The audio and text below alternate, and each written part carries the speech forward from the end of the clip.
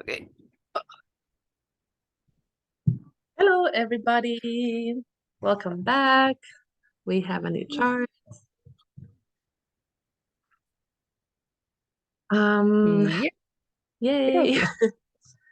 okay. So we have we have Mercury, midheaven, and Virgo ascendant today. Both ruled by Scorpio Mercury in the third house. Yeah. Um, And the moon in Libra, first house. yep. Moon is making aspects, Yeah, midheaven planets up there. yeah, it's actually making a lot of aspects. Pluto, Neptune, Saturn, Jupiter, Mars, Yeah. Sun. Yeah, I think those midheaven planets making aspects, and also Moon is making a lot of aspects. Hmm. Yeah, it's an interesting Yeah. looking. So, yeah. So, what were your first impressions about this charts? Like, what's the Um, first thing that jumps to you? yeah, I think definitely the midheaven, the Neptune and Pluto, and then I think just the shape of the chart too. Um, like it's so like there's the bottom is heavy, and then there's those two planets up on top. Mm, mm. Yeah, I also feel like if I just look at it visually, it feels like the sun is like radiating energy to the top. Or actually, it's probably Uranus. It goes like through Uranus and it's almost like shooting like very intensely Yeah, this energy to the top of the chart. And then it feels like the moon kind of radiates or shines or reflects everything from the first house. yeah. So kind of like almost like the moon is showing or reflecting the totality of the personality through the other planets, maybe. Yeah. Because I Yeah. think that Sun and Uranus is going to be important because it's kind of like Uranus is like the freedom, Mm. some kind of like yeah, aspect of being free, freedom. What else could it be? Um, maybe also somebody very intelligent because it's in the third house.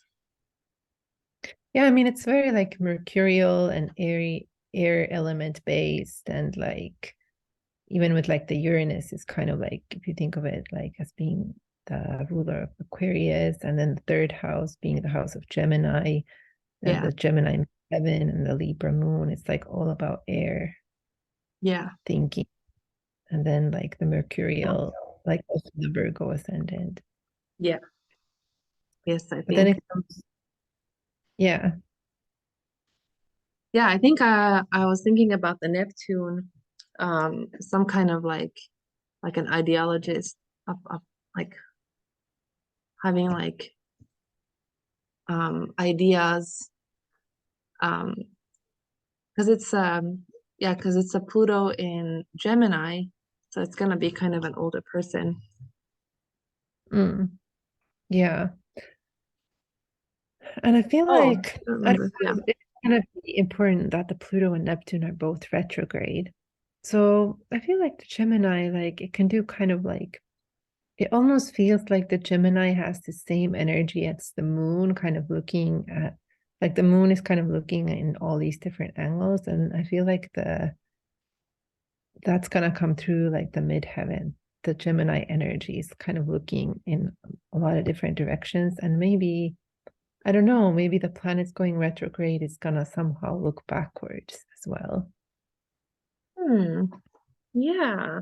I hadn't really thought of that. I think it could be because I think because two people came to my mind from this chart. The first one was Nelson Mandela because of the Mm, Neptune, and then the speaker, the talker, and then the fourth house being like really full, and maybe being like about somebody's home country. And then the Mm, second person that I was thinking about was Hitler. And even though he's like seen as such a negative person, but maybe those retrograde planets could also mean that like his ideologies didn't really go that well. And there was just a lot of death and like destruction. But maybe also the Jupiter and Saturn could also be that there was um like in his mind, maybe that there was like a better structure to things. mm. Yeah, that's actually, I think Hitler would be a good guess because I think he was actually very sensitive. I think he did like art. I don't know if he was in actual art school, but he did like arts before Hmm. all that went on. So I Yeah, feel like it's almost like two sides. Neptune was like one side of the midheaven, but then the other side is that Pluto, like death and war and like and power and control and all that. yeah. And it So also is opposite of the Sun and Uranus. yeah, yeah. So you could think of it like opposite of freedom as well, Yeah, because we were talking freedom. or And I death on kind of like on the hands of freedom. Like maybe some people got the freedom, but some people did not. yeah. And he And I feel like imprisoned so many people. yeah, and I feel like that like all the Capricorn stuff going on there could also indicate like sort of the maybe like a more detached, like if you think of it like opposite of Cancer, kind of like this more detached way of acting, like through the Mars. Yeah. Yeah, I think that's a good guess. Yeah, I'm gonna because I go with think that. okay. I think it's like also with the I think he was also like a very powerful speaker. So I think the Mercury in Scorpio, like he was very believable, very Yeah, passionate.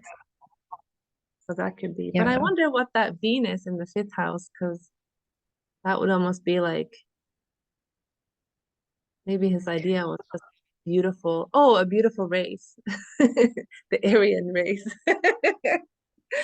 He was the epitome of the beautiful Aryan race.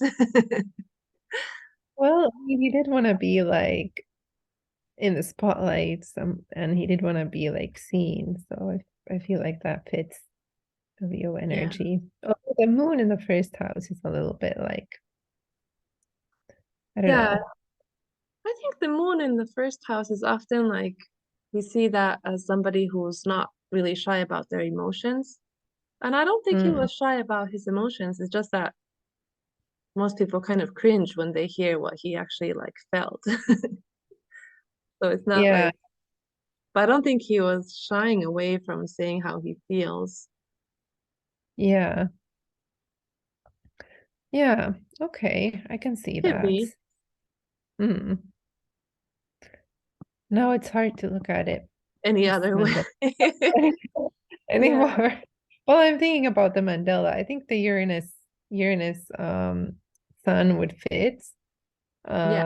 Maybe Saturn stuff going on there might fit like kind of like as related to like all the prison time he did. So kind of all those restrictions, Yeah. but then still kind of like it, like kind of going through that and making like kind of staying positive and making a bigger vision of that would be the Jupiter. So I don't know. Um,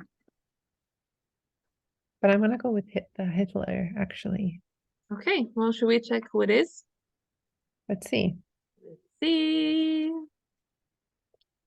Oh, this is not Hitler. Oh no. I'm It's gonna be completely wrong. Okay, maybe I'll give you another since I already know. I'll give you another chance to think about it. Maybe go with okay. like So another completely opposite of Hitler. oh, okay, completely opposite. Yeah. Like um Mother Teresa. Ah, well, Oh, we took the Neptune in the wrong way. So the Neptune is like probably something that's it usually would be closer to. okay, so it's like maybe it's like some spiritual guide or like an artist or is it an artist? Yeah. Yeah, okay, I don't know. Is it Picasso? No. No. You know what? Long, long time ago when you sent me a chart, you sent me this chart one time. Did I really? Yep. Oh, I don't remember. It was maybe like 7 years ago or something. Oh, all right. Coming back to me for revenge. Should I say who it is? Yeah, yeah, I'm Okay, curious. it's Walt Disney. Ooh, okay. Yeah, okay. I'm glad Walt Disney is not here with us anymore. So it's like he's not like watching, and I was like, oh my God, you really thought I was Hitler? Oh dear. He went really wrong with that Mickey Mouse. Like, oh my goodness. Um, yeah, this is really interesting though. But I don't know, like I'm wondering where's like that youthfulness. There's like almost no like I was hoping there'd be something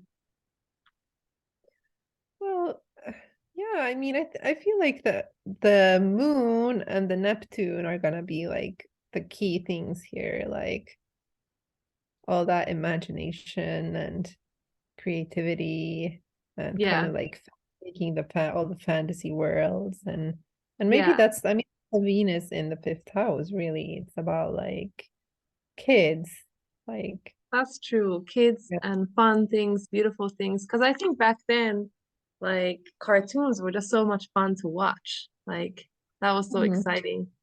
And also Mm. Uranus Sun could have also been like on TV. Like that was so revolutionary for art. Yeah, and I feel like I mean maybe also the Jupiter Saturn Mars is like about having a really big vision, could be, and making a big vision kind of reality. Because I feel like if he didn't have that, then like the Neptune itself wouldn't have worked. Yeah, like it gave it a lot of strength. Yeah, but I feel like the Pluto, I don't really know about that. Yeah, The Pluto, but maybe especially across from the Uranus Sun. Let me. yeah. Did he have any like? Did he have any like controversies about him? Not really sure. Yeah, I mean, I'm not really sure either. Um, maybe it could just be like very determined. It's, I don't know. And then there's also the Scorpio Mercury, which I also don't really Yeah. know about. Um. I mean, yeah, the Mercury. I think it could have just also been like.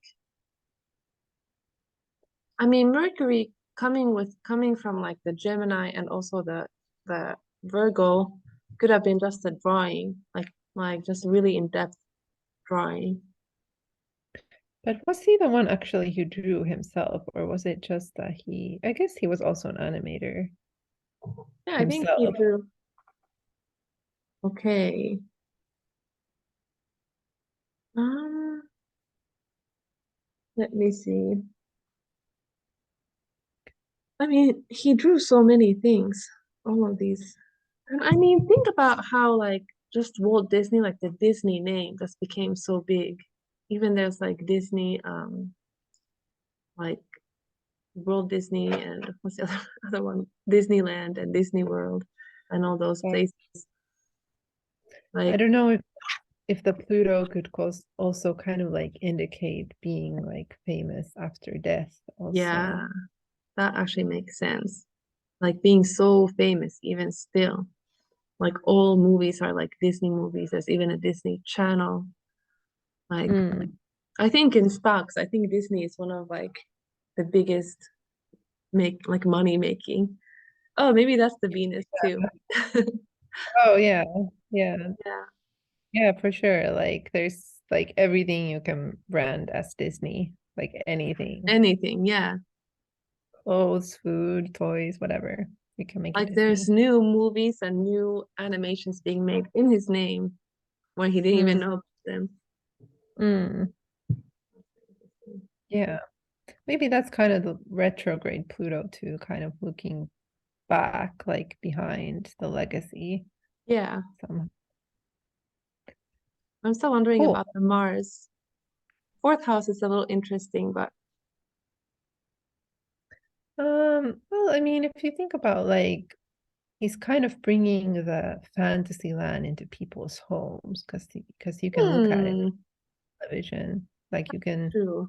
be at home and kind of see That's go into that fantasy world. yeah. Hmm. Oh, and the fifth house, his art is like visual, like you see it, visual arts from T, Um, oh, the Venus. how oh the Venus in the fifth house. Yeah. Where are you getting a visual from? Oh, Venus. Oh, okay, yeah. Oh, yeah. Yeah. Well, this was a nice chart. I Hmm. don't know if I should say sorry to Walt Disney or you're welcome to Hitler. Yeah. Yep. Well, neither is with us anymore, so Yep. maybe Could have forgive us been. for next time. But hey, yeah, it's a very good chart. All right. Bye, Okie dokie. everybody. See you next Bye. time. Bye.